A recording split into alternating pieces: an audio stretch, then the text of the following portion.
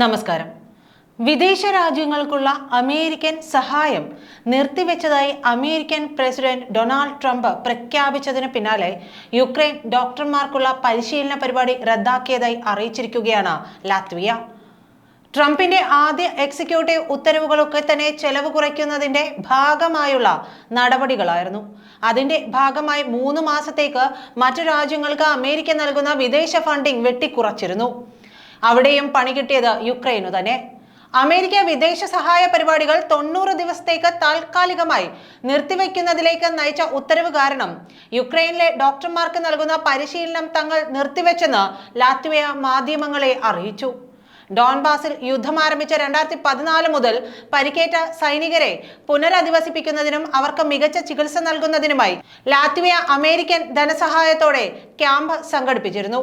187 Ukraine ഡോക്ടർമാരെ കൂടുതൽ മെച്ചപ്പെട്ട പരിശീലനത്തിനായി 2014 മുതൽ റിസോർട്ട് നഗരമായ ജുർമലയിലെ വൈവാരിയിൽ ലാത്വിയ വിന്യസിക്കുകയും ചെയ്തിരുന്നു. യുക്രൈൻ ഡോക്ടർമാരുടെ യാത്ര താമസ ചെലവുകൾക്ക് ഒക്കെയുള്ള പണം കണ്ടെത്തിയിരുന്നത് അമേരിക്കൻ ധനസഹായം ഉപയോഗിച്ചായിരുന്നു. ഈ ധനസഹായം അമേരിക്ക നിർത്തിയതോടെ ലാത്വിയയും ഈ പദ്ധതി താൽക്കാലികമായി നിർത്തിവെച്ചുവെന്നാണ് പുറത്തു വന്നിരിക്കുന്ന റിപ്പോർട്ട്. ട്രംപ് എവിടെ തൊട്ടാലും അതെല്ലാം ബൂമറാങ് പോലെ തിരിച്ചടിയാകുന്നത് യുക്രൈനാണ്. അതേസമയം അമേരിക്ക നിർത്തിവെച്ച സഹായങ്ങൾ നൽകണമെന്ന് ആവശ്യപ്പെട്ടിരിക്കുകയാണ് ഇപ്പോൾ യുക്രൈൻ.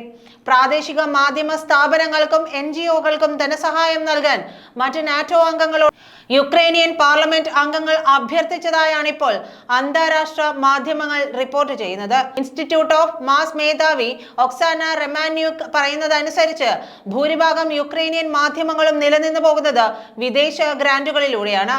2022 രാജ്യത്തിന്റെ പരസ്യ വിപണിയുടെ മൂല്യത്തിലുണ്ടായ 90% തകർച്ച ഭൂരിഭാഗം മാധ്യമ സ്ഥാപനങ്ങളെയും നന്നായി ബാധിച്ചിരുന്നു.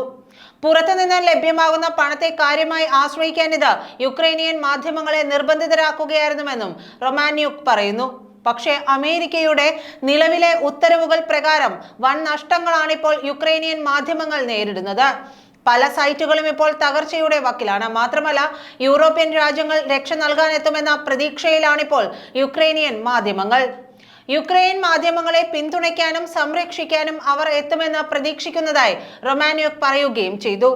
ബൈഡന്റെ ഭരണകാലത്ത് സ്വതന്ത്ര മാധ്യമങ്ങൾ, പത്രപ്രവർത്തകർ, സിവിൽ ആക്ടിവിസ്റ്റുകൾ എന്നിവർക്ക് സഹായമായി $145 മില്യൺ നൽകിയിരുന്നു. എന്നാൽ 5 പൈസ പോലും ഇതുവരെ നൽകിയില്ലെന്നും മാത്രമല്ല യുക്രൈനുള്ള എല്ലാ സഹായവും ട്രംപ് നിർത്തലാക്കുകയും ചെയ്തു. അതേസമയം യുക്രൈനിയൻ സൈന്യത്തിലേക്ക് അമേരിക്ക അയച്ച 5 സൈനികരുടെ മൃതദേഹങ്ങൾ ഇതുവരെ യുദ്ധക്കളത്തിൽ നിന്ന് വീണ്ടെടുക്കാനും കഴിഞ്ഞിട്ടില്ലെന്ന് CNN റിപ്പോർട്ട് ചെയ്യുന്നു. കാണാതായ അമേരിക്കക്കാരുടെ ബന്ധുക്കൾ തങ്ങളുടെ മക്കളെക്കുറിച്ച് ഒന്നും അറിയാത്തതിലുള്ള ശക്തമായ പ്രതിഷേധവും രേഖപ്പെടുത്തുന്നുണ്ട്. എന്നാൽ യുദ്ധത്തിൽ ജീവൻ നഷ്ടപ്പെടുന്ന സൈനികരെ തിരിച്ചറിയുന്ന ദൗത്യം കൂടുതൽ സങ്കീർണമാണെന്നാണ് യുക്രൈനിയൻ അധികൃതർ പറയുന്നത്. അതിനിടയിൽ വർദ്ധിച്ചു വരുന്ന സൈനിക ക്ഷാമത്തിനിടയിൽ നിന്നുകൊണ്ട് യുക്രൈൻ സൈന്യം റഷ്യയിലെ ഡോൺബസിൽ തങ്ങളുടെ സാന്നിധ്യം വർദ്ധിപ്പിക്കാൻ പാടുപെടുകയാണെന്ന് യുക്രൈനിയൻ കമാൻഡർമാർ തന്നെ തുറന്നു പറഞ്ഞതായി ദി ഇക്കണോമിസ്റ്റ് റിപ്പോർട്ട് ചെയ്യുന്നുണ്ട്. ഈ ബറ്റാലിയനോട് പൊരുതി നിൽക്കാൻ വിരലിലെണ്ണാവുന്ന സൈനികർ മാത്രമേ യുക്രൈൻ്റെതായുള്ളൂവെന്നും അദ്ദേഹം പറഞ്ഞു. സ്ഥിരമായി സൈനികരെ നിർത്താൻ സാധിക്കാത്തതും ജീവനക്കാരില്ലാത്തതും ഒരു സമ്മർദ്ദമാണെന്നും അദ്ദേഹം പറയുകയും ചെയ്തു. ഇനിയും കൂടുതൽ പിടിച്ചു നിൽക്കുകയെന്നത് യുക്രൈനെ സംബന്ധിച്ച് പ്രയാസകരമാണ്. സൈനികരെ ഇനിയും കുഴപ്പത്തിലേക്ക് തള്ളിവിടാൻ സാധിക്കില്ലെന്നും ഇതെങ്ങനെയെങ്കിലും അവസാനിപ്പിക്കണമെന്നും അദ്ദേഹം പറഞ്ഞതായി ഇക്കണോമിസ്റ്റ് റിപ്പോർട്ട് ചെയ്യുന്നുണ്ട്. യുക്രൈൻ അതിന്റെ സൈനിക ശക്തി വർദ്ധിപ്പിക്കാൻ പോയിട്ട് നിലനിർത്താൻ തന്നെ പിടാപ്പാടുപെടുകയാണ്. അതിന്റെ ഇടയിൽ വ്യാപകമായ കരട് ഒഴിപ്പിക്കൽ, അഴിമതി, സൈനികരിലെ ഒളിച്ചോട്ടം എന്നിവ സൃഷ്ടിക്കുന്ന പ്രശ്നങ്ങൾ വേറെയുമുണ്ട്.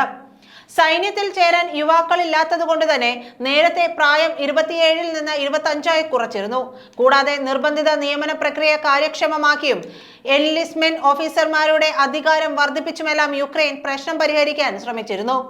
കൂടാതെ 18നും 25നും ഇടയിൽ പ്രായമുള്ള പുരുഷന്മാരെ സായുധ സേനയിലേക്ക് എത്തിക്കാൻ ലക്ഷ്യമിട്ടുള്ള പുതിയ ഭേദഗതികൾ തയ്യാറാക്കിക്കൊണ്ടിരിക്കുകയാണെന്ന് യുക്രൈനിയൻ പ്രസിഡന്റിന്റെ ഓഫീസിലെ സൈനിക വിഭാഗത്തിന്റെ ഉപദേഷ്ടാവ് നിക്കോളായ് ഷൂർ കഴിഞ്ഞയാഴ്ച മാധ്യമങ്ങളോട് പറഞ്ഞിരുന്നു. മാത്രമല്ല 27 നിന്നും 25 കുറച്ചത് വീണ്ടും 18 കുറയ്ക്കാൻ നേരത്തെ മുൻ അമേരിക്കൻ പ്രസിഡന്റ് ജോ ബൈഡൻ ഉൾപ്പെടെയുള്ളവർ സമ്മർദ്ദവും ചെലുത്തിയിരുന്നു. എന്നാൽ ഇതിനെതിരെ യുക്രൈനിയൻ സൈന്യത്തിൽ നിന്നും തന്നെയാണ് ശബ്ദം ഉയർന്നിരുന്നത്.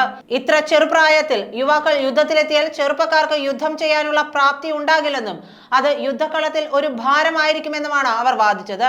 അതിനിടെ അവസാന യുക്രൈനിയനെ വരെ യുദ്ധമുഖത്ത് എത്തിച്ചുകൊണ്ട് യുദ്ധം നടത്താനുള്ള തന്ത്രത്തിൽ പാശ്ചാത്യ രാജ്യങ്ങൾ ഉദ്ദേശിക്കുന്നത് റഷ്യക്കെതിരായ പാശ്ചാത്യ നേതൃത്വത്തിലുള്ള പ്രോക്സി യുദ്ധമാണെന്ന് റഷ്യ പറയുകയുണ്ടായി. യുദ്ധം അവസാനിപ്പിക്കാമെന്ന് പറഞ്ഞ ട്രംപ് ഇതുവരെ യുക്രൈന് തിരിച്ചടികൾ സമ്മാനിച്ചതല്ലാതെ സഹായങ്ങളൊന്നും നൽകിയതായി അറിവില്ല. മാത്രമല്ല, യുദ്ധം നിർത്താൻ അമേരിക്കയുടെ സുരക്ഷയുണ്ടെങ്കിൽ പുടിനുമായി സംസാരിക്കാൻ ഒരുക്കമാണെന്ന് വരെ സെലൻസ്കി പറയുകയുണ്ടായി. എന്നിട്ടും തിരിഞ്ഞു നോക്കാതെ അമേരിക്ക ഇനി എങ്ങനെയാണ് ഇത് അവസാനിപ്പിക്കാൻ പദ്ധതിയിടുന്നതെന്ന് വ്യക്തമല്ല. അതേസമയം സൈന്യം വരെ യുദ്ധം അവസാനിപ്പിക്കാനുള്ള സന്നദ്ധത പ്രകടിപ്പിച്ച സ്ഥിതിക്ക് ഇനി എത്രയും പെട്ടെന്ന് അവസാനിച്ചില്ലെങ്കിൽ യുക്രൈനിൽ അവശേഷിക്കുന്ന സൈനികരുടെ ജീവന് കൂടി അതൊരു ഭീഷണിയാവുകയും ചെയ്യും. നന്ദി.